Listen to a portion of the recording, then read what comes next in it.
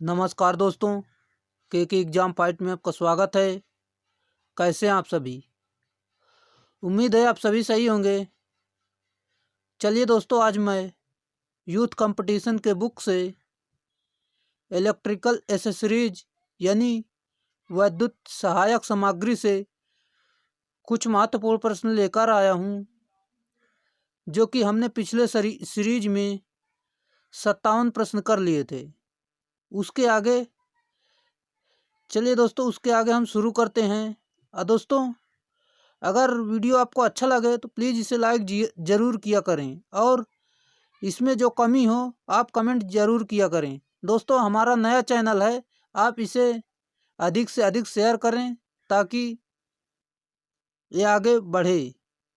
चलिए दोस्तों, इन प्रश्नों को शुरू करते हैं। रेलवे संकर्षण में सामान्यतः प्रयुक्त परिपथ योजक है। राइट आंसर दोस्तों, ऑप्शन नंबर बी, वायु झोंक परिपथ वियोजक। रेलवे संकर्षण में सामान्यतः वायु झोंक परिपथ वियोजक प्रयोग किया जाता है। वायु झोंक परिपथ वियोजन 25 किलोवोल्ट पर 500 मेगावोल्ट एम्पियर वियोजन क्षमता तक के लिए प्रयोग की जाती है। इनका प्रयोग एसी तथा डीसी दोनों प्रकार के वोल्टताओं में होता है। इसके चल यानी मूविंग कंटैक्ट तथा अचल यानी कांस्टेंट कंटैक्ट प्रायः ताम्र या चांदी की धातु के बने होते हैं। इन्हें मुख्य संपर्क कहते हैं। चलिए अगला प्रश्न। एचआरसी फ्यूज का आशय क्या है? राइट आंसर दोस्तों, option number B, high rupturing capacity fuse. HRC fuse का आशय high rupturing capacity fuse. HRC fuse कारतूसी फ्यूज का ही एक विस्तृत रूप होता है और इनकी विदारक क्षमता 66 किलोवोल्ट पर 500 मेगावोल्ट एम्पियर तक होती है। इसलिए इन्हें उच्च विदारक क्षमता वाले फ्यूज कहते हैं। अगला प्रश्न। भू रिसाव यानी अर्थ लीकेज सर्किट ब्रेकर को डेड डैश के रूप में भी जाना जाता है। यानी सर्किट ब्रेकर यानी ऑप्शन नंबर बी, अवशेष करंट सर्किट ब्रेकर के रूप में इसे जाना जाता है। भू रिसाव यानी अर्थ लीकेज सर्किट ब्रेकर को अवशेष करंट सर्किट ब्रेकर के रूप में भी जाना जाता है। धात्विक खोल युक्त विद्युतिक उपकरणों, यंत्रों व मशीनों आदि में यदि सजीव चालक यानी लाइव कंडक्टर आंशिक रूप से धात्विक खोल को स्पर्श करने लगे तो लीकेज धारा के कारण ऑपरेटर को विद्युत झटका लग सकता है। ऐसी स्थिति में सुरक्षा प्रदान करने वाली युक्त ईएलसीबी यानी अर्थ लीकेज सर्किट ब्रेकर कहलाती है। चलिए अगले प्रश्न पर।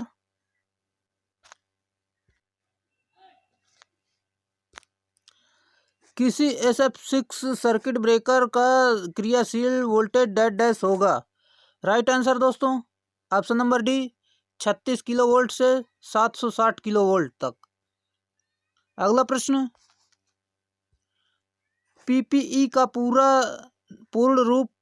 नाम क्या है?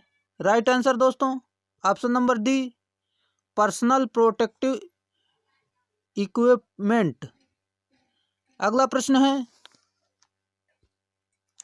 मोटर ओवरलोड रिले का उपयोग आमतौर पर डेड डैश के लिए किया जाता है। राइट आंसर दोस्तों, ऑप्शन नंबर बी, अधिभार संरक्षण के लिए। मोटर ओवरलोड रिले का उपयोग आमतौर पर अधिभार संरक्षण के लिए किया जाता है। ओवरलोड रिले की संरचना इस प्रकार ही बनाया जाता है कि यह पूर्व निर्धारित मान की अपेक्षा भार धारा का मान बढ़ जाने पर उत्तेजित हो जाती है और एनसी संयोजकों के द्वारा परिपथ को विसंयोजित कर देती है। अगला प्रश्न। फ्यूज तार में निम्न प्रतिरोधकता और निम्न गलनांक होना चाहिए। राइट आंसर दोस्तों, ऑप्शन नंबर डी, फ्यूज तार में निम्न प्रतिरोधकता और निम्न गलनांक होना चाहिए। फ्यूज तार में निम्न प्रतिरोधकता और निम्न गलनांक होना चाहिए। आगे है पॉइंट नंबर 1, फ्यूज तार की रेटिंग सामान्यतः एम्पियर में की जाती है। फ्यूज तार की सजीव या कला तार के साथ श्रेणी में क्रम में संयोजित किया जाता है। फ्यूज एक सुरक्षा उपकरण अवयव होता है। फ्यूज सामान्यतः लेड 37% तथा टिन 63% के मिश्रण से बनाया जाता है। अगला है, फ्यूज के लिए सिल्वर, एल्युमिनियम, कॉपर भी प्रयुक्त होता है। अगला प्रश्न, SF6 सर्किट ब्रेकर की कार्यशील वोल्टेज डैश होती है। राइट आंसर दोस्तों, ऑप्शन नंबर सी, 36 किलोवोल्ट से 760 किलोवोल्ट तक। पॉइंट नंबर 1 है, SF6 का पूरा नाम सल्फर हेक्सा फ्लोराइड गैस है और SF6 यानी sulphur hexa fluoride gas type circuit breaker एक विश्वसनीय तथा उच्च वोल्टेज के लिए प्रयुक्त किया जाता है। दोस्तों, अगर वीडियो अच्छा लग रहा हो तो प्लीज़ इसे लाइक ज़रूर कर दें। अगर आपको कैसा वीडियो लग रहा है आप कमेंट ज़रूर करें। चलिए अगले प्रश्न पर।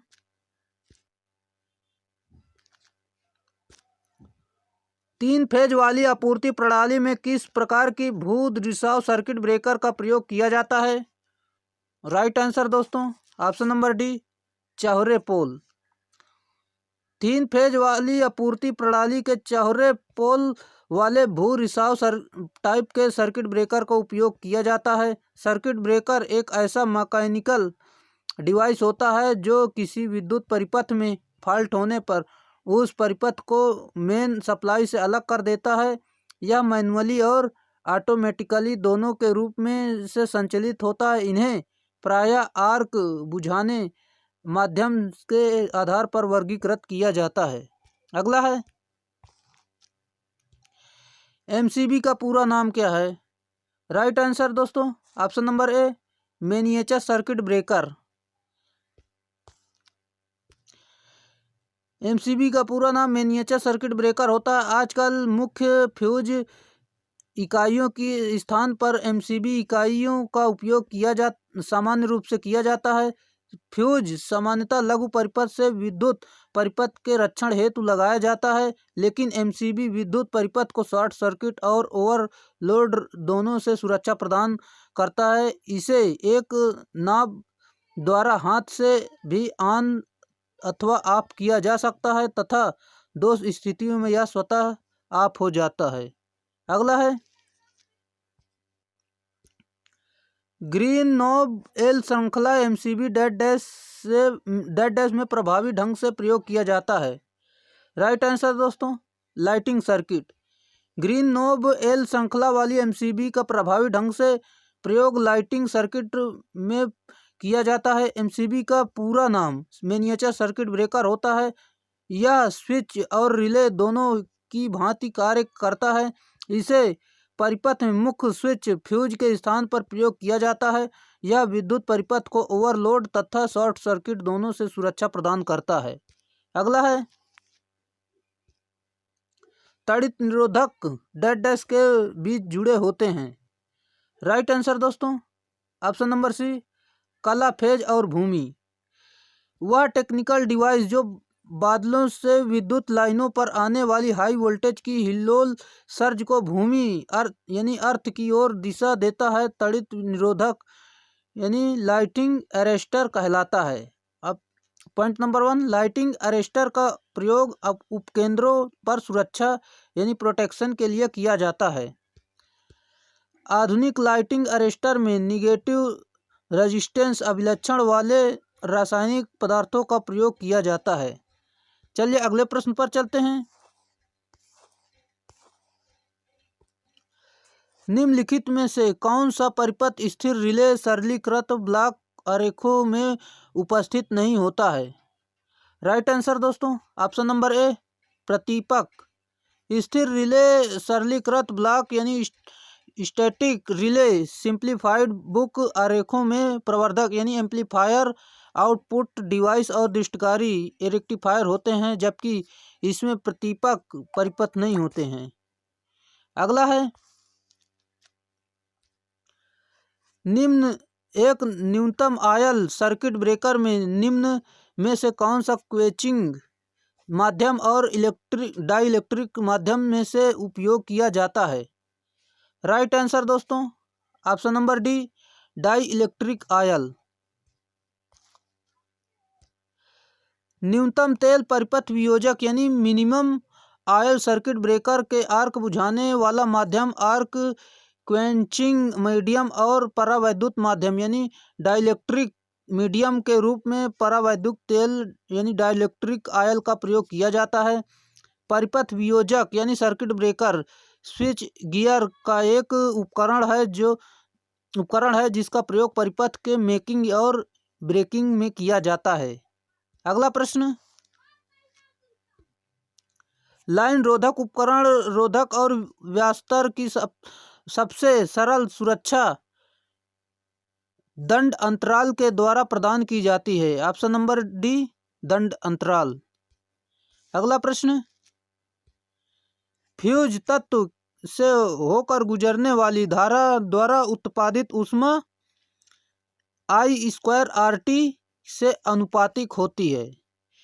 फ्यूज एलिमेंट के होकर गुजरने वाली धारा द्वारा ऊष्मा I²RT अनुपातिक होती है। यह जूल के नियम से संबंधित है।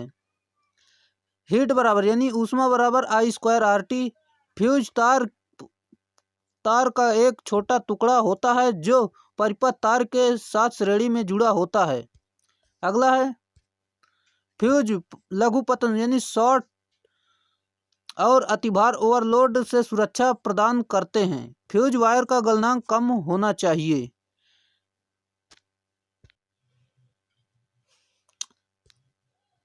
तेल से भरे और गैस दाब तार का उपयोग 66 किलोवोल्ट से 132 किलोवोल्ट के लिए किया जाता है। ऑप्शन नंबर बी सही उत्तर है। चलिए इसकी व्याख्या देखते हैं।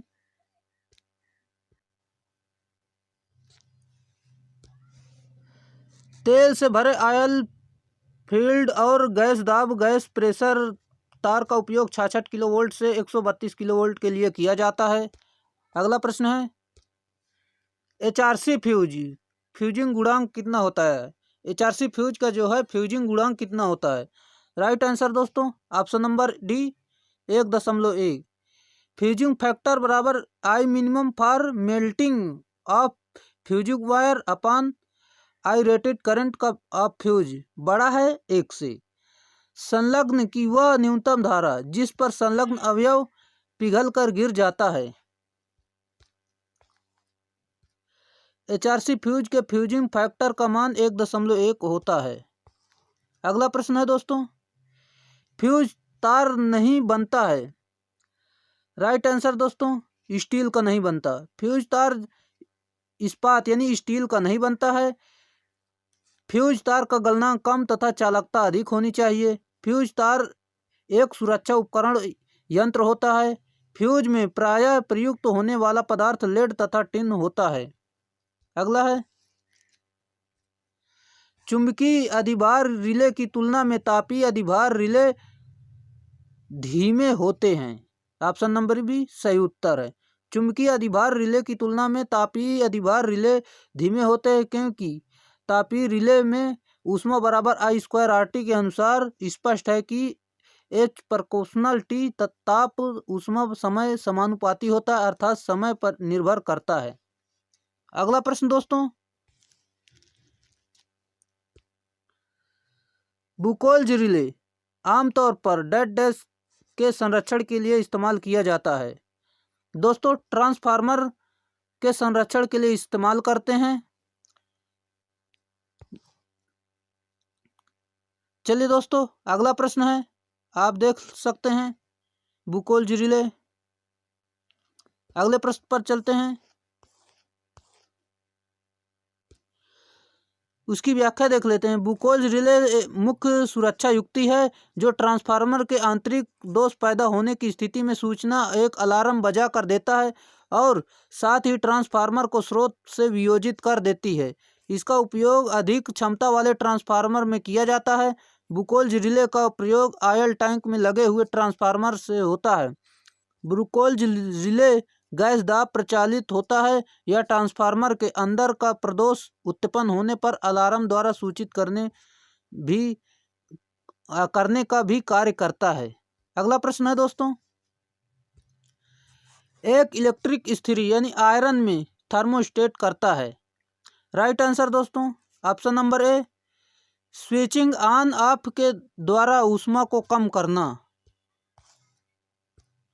एक विद्युत प्रेस में थर्मोस्टेट का कार्य ऊष्मा के द्वारा स्विचिंग ऑन ऑफ, चालू या बंद करना, नियंत्रण करने में हेतु होता है। निर्धारित ऊष्मा से अधिक ऊष्मा हो जाने पर परिपथ को थर्मोस्टेट ऑफ कर देता है तथा ऊष्मा कम होने पर परिपथ ऑन कर देता है। अगला प्रश्न दोस्तों, एक ईएलसीबी में सदैव आपूर्ति से भार ऊर्जा मीटर की ओर संयोजित की जानी चाहिए। ईएलसीबी परिपथ में सदैव सप्लाई से भार की ओर संयोजित किया जाता है। ईएलसीबी का पूरा नाम अर्थ लीकेज सर्किट ब्रेकर होता है। अगला प्रश्न है, स्विचों को कंट्रोलिंग एसेसरीज के रूप में वर्गीकृत किया जाता है। स्विचों को कंट्रोलिंग एसेसरीज के रूप में वर्गीकृत किया गया है। स्विच विद्युत को ऑन या ऑफ करता है, यह हस्तचलित होता है। पॉइंट नंबर 1, 0 से 50 वोल्ट विद्युत परिपथ को ऑन या ऑफ करने के लिए कुंजियों का प्रयोग किया जाता है। 50 से 250 वोल्ट विद्युत परिपथ को ऑन या ऑफ करने के लिए सामान्य स्विचों का प्रयोग किया जाता है, जैसे टम्बलर स्विच, सरफेस स्विच और control switch, single pole switch आदि। दोस्तों, वीडियो कैसा लगा कमेंट जरूर किया करें और अच्छा लगा तो प्लीज़ लाइक जरूर कर दें। चलिए अगले प्रश्न पर।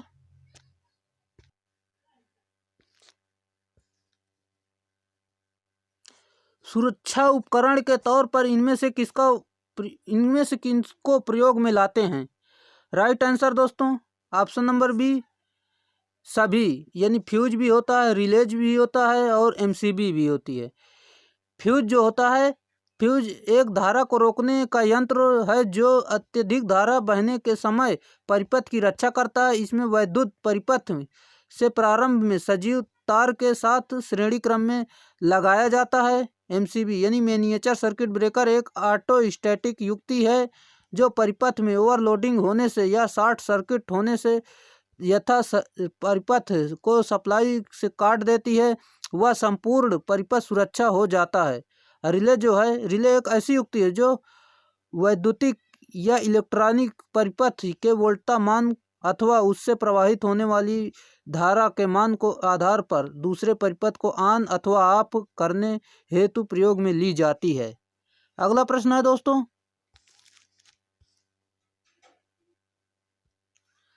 संलग्न फ्यूज प्राथमिक कार्य क्या है? संलग्न फ्यूज का जो प्राथमिक कार्य है वो क्या है? राइट आंसर दोस्तों, ऑप्शन नंबर डी, अतिरिक्त प्रवाह से बचाना।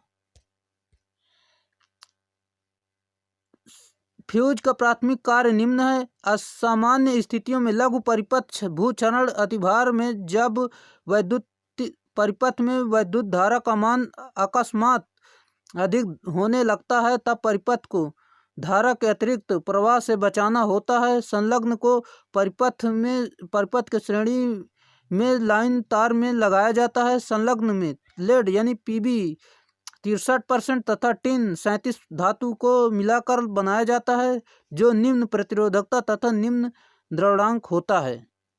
अगला प्रश्न दोस्तों, संलग्न फ्यूज किस सिद्धांत पर कार्य करता है? राइट आंसर दोस्तों, ताप प्रभाव। फ्यूज ताप प्रभाव यानी I²RT के सिद्धांत पर कार्य करता है। फ्यूज लाइव तार के श्रेणी में लगाया जाता है। इसकी रेटिंग एम्पियर में होती है। फ्यूज लेड तथा टिन के मिश्रण में से बनाया जाता है। फ्यूज जो है शॉर्ट सर्किट और ओवरलोड के विरुद्ध सुरक्षा प्रदान करता है। फ्यूज शॉर्ट सर्किट और ओवरलोड के विरुद्ध सुरक्षा प्रदान करता है या फेज वायर के श्रेणी क्रम में लगाया। फ्यूज जो है श्रेणी क्रम में लगता है और इसका गलनांक बिंदु मेल्टिंग पॉइंट जो है निम्न होता है। फ्यूज सामान्य तार अथवा टिन तथा लेड मिश्र धातु के तार का बना होता है। अगला प्रश्न दोस्तों, निम्नलिखित में से कौन से अरेस्टर में सींग के आकार की धातु की 2 रॉड होती हैं जो हवा की छोटी दूरी से अलग होती हैं? राइट आंसर दोस्तों, option number B, horn gap lightning arrester. Horn gap lightning arrester में सींग के आकार की धातु 2 रॉड होती हैं जो हवा की छोटी दूरी से अलग होती हैं, अर्थात दोनों रॉडों के बीच हवा प्रतिकारित का कार्य करती है। जैसा कि दोस्तों आप देख रहे हैं, इलेक्ट्रिक स्टेशनों तथा सब स्टेशनों पर प्रयुक्त इलेक्ट्रिक मशीन, ट्रांसफार्मर तथा अन्य उपकरणों की सुरक्षा के लिए संचरण तथा फीडर, ट्रांसमिशन तथा फीडर लाइन के आरंभ तथा अंत में लाइटिंग अरेस्टर का प्रयोग किया जाता है, जो लाइन चालकों द्वारा आई हुई बादलों की विद्युत हिल्लोल यानी सर्ज को स्टेशन या सब स्टेशन को परिसर में प्रवेश होने से पहले अर्थ में प्रवेश करा देती है, जिससे सभी उपकरण सुरक्षित रहते हैं। अगला प्रश्न है दोस्तों, पृथ्वी पर आने वाली उच्च वोल्टेज की लहर को मोड़ने के लिए पृथ्वी और लाइन के बीच जुड़ा हुआ वृद्धि डाइवर्टर्ज सर्ज डाइवर्टर्ज बिजली रोधक लाइटिंग अरेस्टर के रूप में जाना जाता है। इसकी व्याख्या देते हैं दोस्तों, लाइटिंग अरेस्टर का प्रयोग विद्युत प्रणाली में सभी स्टेशनों में काम के लिए किए जाने वाले उपकरणों के शुरू तथा अंत में लगाया जाता है। ये त्वरित स्ट्रोक में कारण आई बिजली को टावर या स्टेशन के ऊपर से सीधा भूमि तार की सहायता से भूमिगत करवा देते हैं। इन्हें भूमि तथा टावर या संवाहकों के बीच संयोजित किया जाता है। अगला प्रश्न दोस्तों, स्विच एक ऐसा उपकरण है जिसका उपयोग इलेक्ट्रिक सर्किट पूरा करने और तोड़ने के लिए किया जाता है। स्विच एक हस्तचलित युक्त है। इसका उपयोग इलेक्ट्रिक स्टेशनों, सब स्टेशनों के पैनल बोर्ड पर होता है, जिसे स्विच बोर्ड भी कहते हैं। स्विच का उपयोग घरों में के स्विच बोर्डों में भी किया जाता है। दोस्तों, अगर वीडियो अच्छा लगा हो तो प्लीज़ इसे लाइक ज़रूर कर दें और कमेंट ज़रूर करें कि आपको वीडियो कैसा लग रहा है। और अगर आप चैनल पर नए हैं तो चैनल को सब्सक्राइब ज़रूर कर दें और अपने दोस्तों में शेयर करना ना भूलें। आज के लिए इतना ही, फिर मिलेंगे नेक्स्ट वीडियो में। तब तक के लिए बाय।